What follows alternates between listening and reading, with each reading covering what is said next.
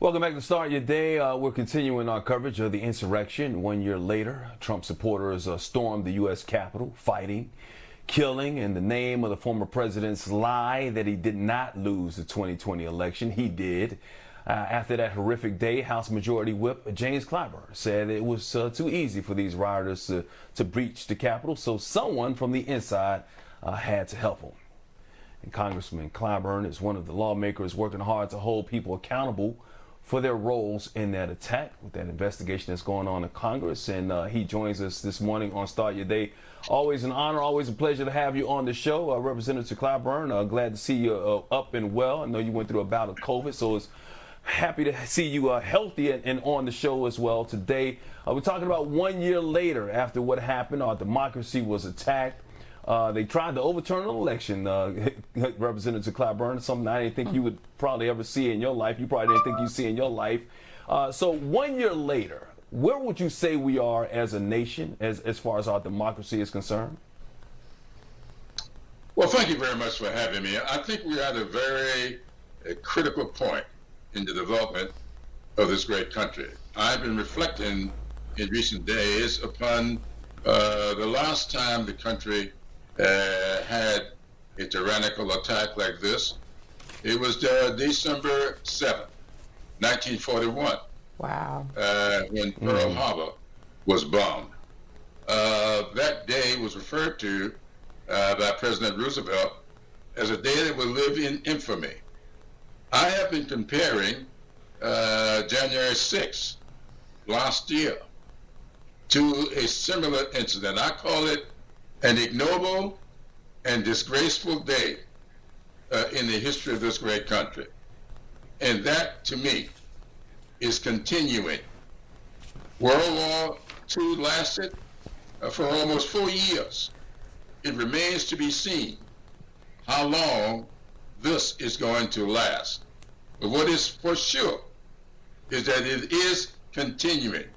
And we will make a mistake if we looked upon January 6, 2021 as a one-off event, irrespective of what Vice President Pence may have said.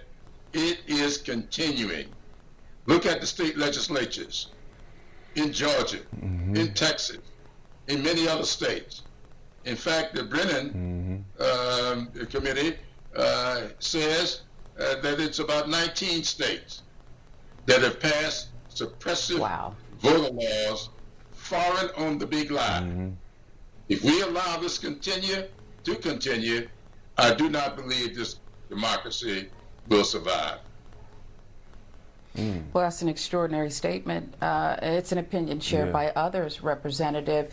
If January 6, 2021 was perhaps a dry run, and there's circumstantial evidence, maybe more, likely more, that they were aided, these domestic terrorists, from the inside, what is being done to smoke out those lawmakers and hold them accountable if indeed they assisted in this?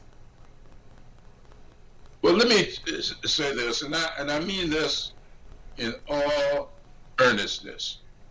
I think it is incumbent upon us to take a look at what has been going on for the last 48 hours. We've seen, I have just seen earlier this morning, a black and a white police officer, two people that I used to see almost every day.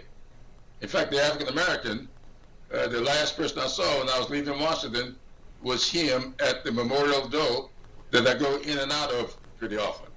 They are speaking out about what they know. We see a former press secretary in Trump's office meeting on yesterday with the January 6th committee.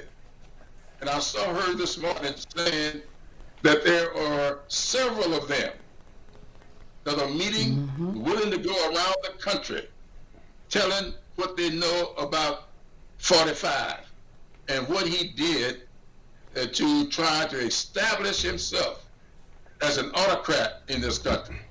I think the media have got to take control of this and get the word out not Fox News, and I'm going to call him that because the guy who's now been implicated in all of this says himself that he is not a media personality. He is something else. So we must stop treating them as if they are part of the fourth estate, because they are declaring themselves as not to be. The word has got to get out. What was going on, who was doing it, you got to get to the root of it. And the Justice Department, I listened to them yesterday, and I think the Attorney General is a fine man.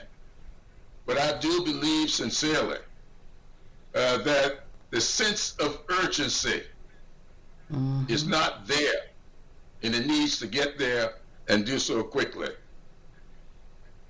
Yeah, we got to call them all out. Let's say their names. Sean Hannity of Fox News, Tucker Carlson of Fox News, all of these people who are continuing the big lie. And of course, Merrick Garland has to do a lot more to get this done. But when it comes to this investigation, we need to hold people accountable, and not just the 700 people who have been charged, the idiots, I'm just going to call them who they are, that were part of that coup on that day, that were physically there. I'm talking about the people who incited this, starting with Donald Trump. How much do you think this investigation will actually prove? And when it's said and done, how much will it actually matter? When you consider, we already kind of know who instigated and who's responsible, but when the other side won't admit that, and if there's nothing that's done about it, when I'm talking about jail time, how much will it actually matter, Representative Clyburn? Well, in these kinds of investigations, you tend to start at the foundation of it and you build up. And you're always looking to find who along the way, as you go up the chain, will be willing to give up the information that is needed. You aren't going to get it if you start at the top. So I think that what the January 6th committee is doing, Bennett Thompson is doing an incredible job. He should be on every news station. He has the demeanor that is necessary to get to the bottom of this, and he is doing a great job. And I'll say Liz Cheney, his vice chair, is equally as good. So they are building from the ground up, and they're going to get to the top of the chain.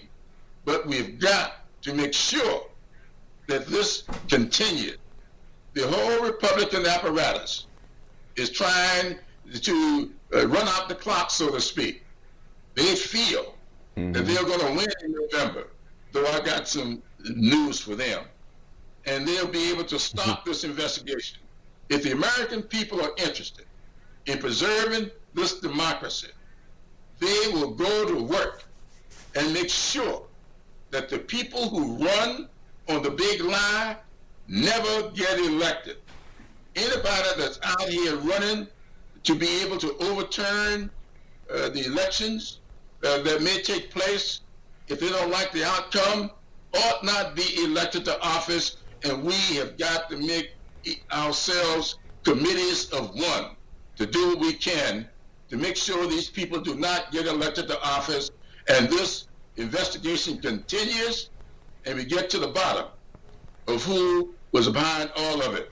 Because as far as we know, if you don't know who it was, it could very well be powers beyond the shores of these United States of America.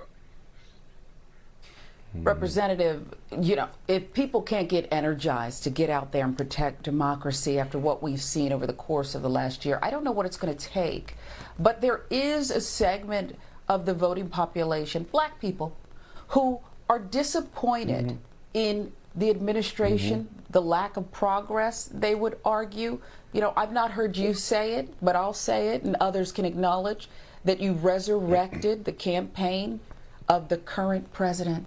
And that's why we have him today. So what would you say to people who want to point squarely at 1600 Pennsylvania Avenue and say, voting rights, where is it? George Floyd, where is it? The leadership in helping to make these things a reality. Is that misguided or misplaced? I do think it's misplaced. And let me tell you why. Look at the people we put in the office. This man has put a cabinet in place unlike any cabinet in the entire United States history. The diversity of this cabinet, taking into account the backgrounds and experiences of people from all spectra of the human spirit here in these United States of America. And they are doing great jobs. I just saw yesterday a report that says this president has nominated and gotten approved more judicial appointments than anybody else in their first year of the presidency, including Barack Obama and Bill Clinton, and one of the guys I think did the best in this area was Jimmy Carter. But this guy has broken all records. And look at the people he's announced. The last two, most recent, last week, 2 African-American women, and one to the D.C. Circuit. He is making the lasting appointments that need to be made. Yes, we are having a problem with the filibuster. We've got 50 Democrats and 50 Republicans, but you need 60 to cut off the debate. So we have got to work together and stop finding fault because it wasn't done this morning. It cannot be done that way. That's not the way you run a government. You know, we've got 435 members of the House of Representatives. 58 of them are African American. We got about 25 or 30 who are Hispanic Americans. We got Asian Pacific Islanders. And all of us have got to work together to get to 218. No single one of us can do it alone. So you form coalitions, you try to work with other people to cobble together the vote you need to get to 218 when you're in the House. You got to get to 51 in the Senate, and we do not have but 50 Democrats, and 2 of them seem to be wedded to the filibuster, which reduced us to 48. And so I'm not going to excuse those 2. I know Kristen Sinema very well. We served together.